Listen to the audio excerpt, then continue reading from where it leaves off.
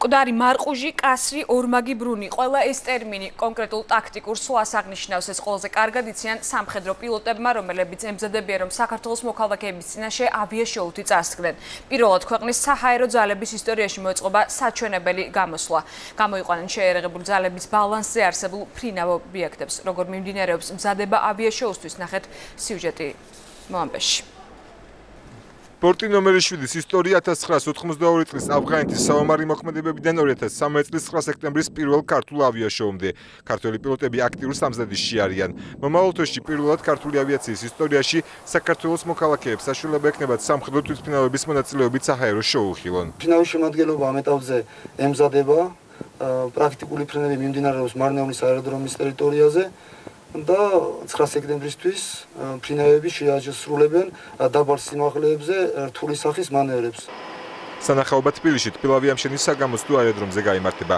ყველა ეს მანევრი, რომელსაც ქართველი პილოტები წვრთნის დროს ხვეწენ და საომარი მოქმედებების დროს იყენებენ, წარმოდგენილი იქნება. ბორტები დაბალ სიმაღლეზე იფრენენ, შოუ კი ყველაზე სანახაობრივი იქნება. ფრენა განხორციელდება წყვილებში, გოლში, ასევე ერთეულებათაც შეასრულებენ დაბალ სიმაღლეებზე.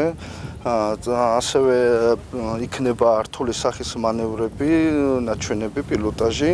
თვითონ შესრულების ეტაპები იქნება შესრულებული როგორც მარყუჟი, ასევე კასრი, ესენი შედიან რთული სახის პილოტაჟი.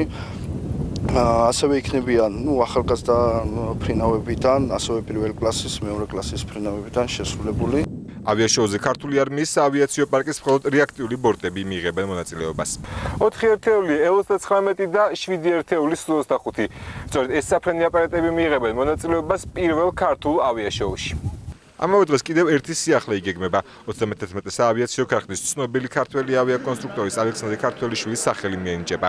მან კარიერა ამერიკაში გაატარა. ქართველიშვილის საფლავი და მუზეუმი დღეს თავდაცვის მინისტრმა მოინახულა. ალექსანდრე ქართველი არის ყველაზე დიდი მოღვაწე ამერიკის სამხედრო ავიაციაში. ის არის ფუძემდებელი, ითვლება ფუძემდებლად სწორედ ამერიკის სამხედრო ავიაციის, ამერიკის სამხედრო დომინირების და მე ვიტყოდი, რომ მისი სახელის წამოწევა ქართულ-ამერიკულ ურთიერთობაში, ქართული საზოგადოებისთვის, ამერიკული საზოგადოებისთვის კიდევ ერთხელ შეხსენება იქნება, თუ რამხელა რა ღრმად მიდის ქართულ-ამერიკული მეგობრობის ფესვები. ავიაშოუზე საერთაშორისო წარმომადგენლებიც იქნებიან, თუმცა საჩვენებელ ფრენას მხოლოდ ქართველი პილოტები განახორციელებენ.